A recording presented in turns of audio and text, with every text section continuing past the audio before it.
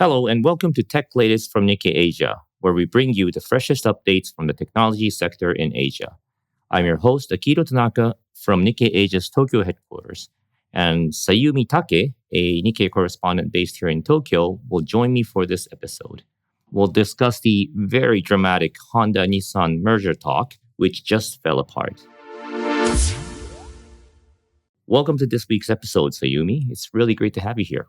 Thank you for having me. So we are recording this podcast on Friday, and just yesterday, both Honda and Nissan CEO announced that the two companies are abandoning their merger plans, which is very dramatic in the Japanese corporate history. Now, first of all, tell us why Honda and Nissan began considering a merger in the first place, and what their initial objectives were. So the main purpose of the merger was to stay competitive in the industry race, which has changed a lot in the past few years thanks to new rivals like startups, Tesla, BYD, and the two companies thought a merger could make them both competitive. There are 2 points in this industry race. First one is the car makers now need to be experts in making cars that run on electricity, not engines. They also have to know more about auto software. And more consumers want software defined vehicles, or SDVs as they're called, cars with digital design, so replacing levers and dials and buttons and things like that with screens and things that can show maps or navigate. They also need intelligent driver assistance technology like self driving in the future. And so this is all very new to the legacy car makers like Honda and Nissan, but they need to do this. This requires a lot of money. And another point is they need to do these things fast. Speed is also very critical because usually a car took years to develop, but now startups can do it in months.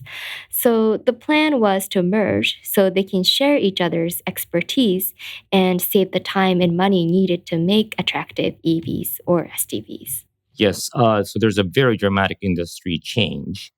And if you look back like 20 years ago, nobody would have guessed Honda and Nissan would merge. But because of these radical changes, they made this initial decision. Now, what were the market analysts and the industry specialists' reaction to this original merger plan? Well, first, it was a very drastic kind of move. So, as you mentioned, they're two longtime competitors integrating.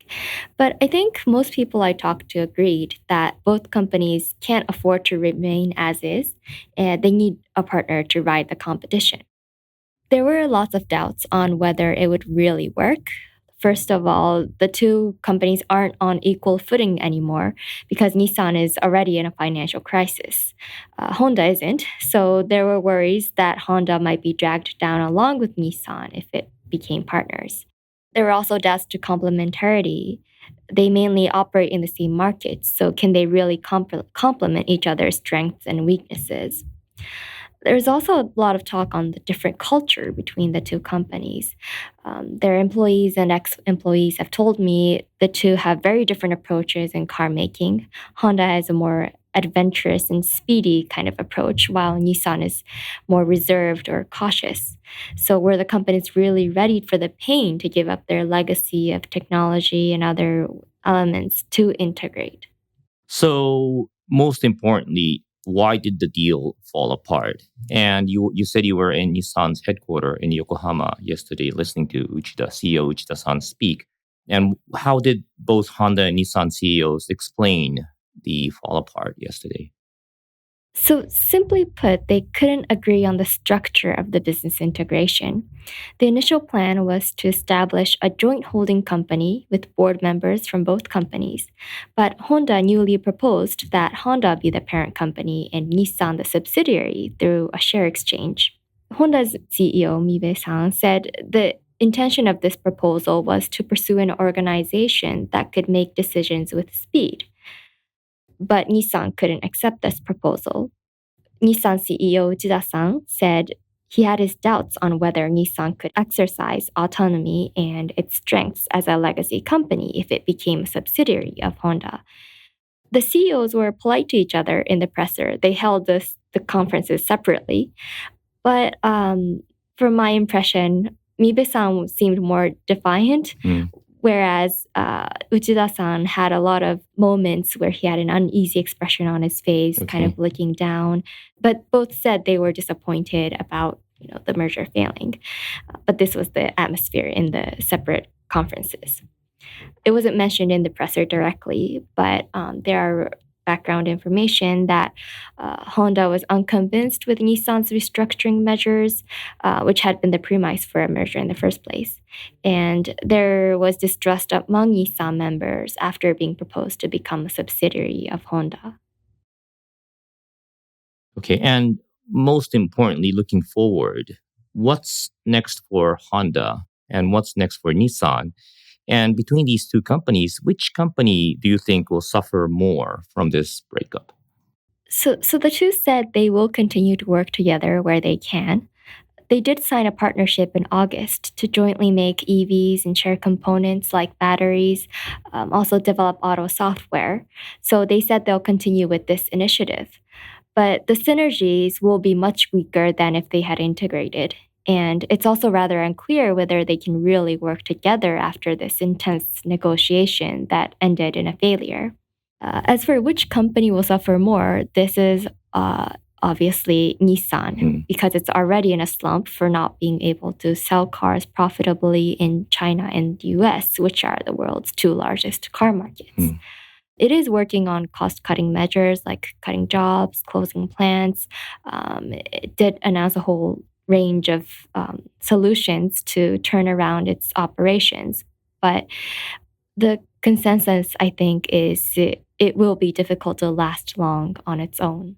And this is pretty hard to predict, but what do you think will happen next? Would these companies have to seek different partners from now on, or what's going to happen? I think they will try to explore new partnerships. Both CEOs said they were open to the option of seeking partners not limited to car makers, which is understandable because they need expertise in new technologies like electrification or software. A name that's popped up here is Taiwan's Foxconn, the contract manufacturing giant. Foxconn is working on EVs now and has shown interest in cooperating with Japanese car makers, including Nissan, although Foxconn's chairman this week denied interest in acquiring a stake of Nissan. In Japan, Uchida-san, Nissan CEO, said yesterday no talks have started at a management level, but would positively consider any proposals that may raise value of the company. But maybe if I can ask you, Akito-san, you closely followed the company about 5 to 10 years ago when it was expanding under the reign of then CEO Carlos Ghosn and the partnership with Renault, the French car maker. What impression did you get about Nissan as it tries to recover from the slump and is looking to a new partnership? Yes, I did cover auto industry pretty long time ago. And looking back from a very historical perspective, this Nissan at current state really reminds me of Nissan back in late 90s. So what happened back then was that Nissan was in financial trouble like now, and they had to seek new partners.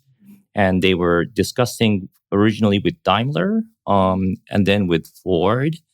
But the negotiation didn't really go through with the similar reasons. So there were cultural difference. And then this negotiation with Daimler and Ford fell apart. And Nissan was pretty much by itself. And they were in a very difficult financial situation. And then the Renault came in to help Nissan. And Nissan back in those days were very bureaucratic. They had to take time to make decisions. And they wanted to show their partners that they're still a big Japanese auto company with great technologies. Therefore, the decisions were very slow. And now, looking at what's happening right now with Honda and all the other things and with the financial trouble, it really feels like it's back in the 90s. But at the end of the day, Renault invested in Nissan, and Renault sent a then CEO, Carlos Ghosn. And Carlos Ghosn drastically restructured Nissan. But then, of course, he was ousted with the financial misconduct. And then Nissan's back in the 90s situation. So it's a very interesting situation. But I hope the company will recover and find a good partner.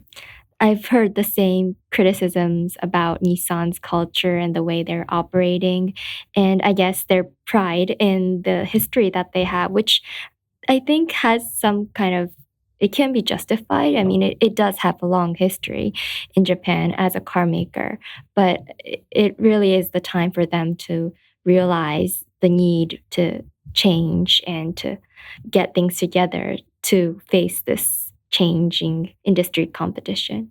Thank you, Sayumi. So the story will continue, although the merger talks are abandoned, and we'll have more reporting on Nissan and Honda and all the other auto giants and auto tech companies on Nikkei Asia. You can read more of Sayumi's reporting along with other stories about Asia's tech industry on Nikkei Asia's website, asia.nikkei.com.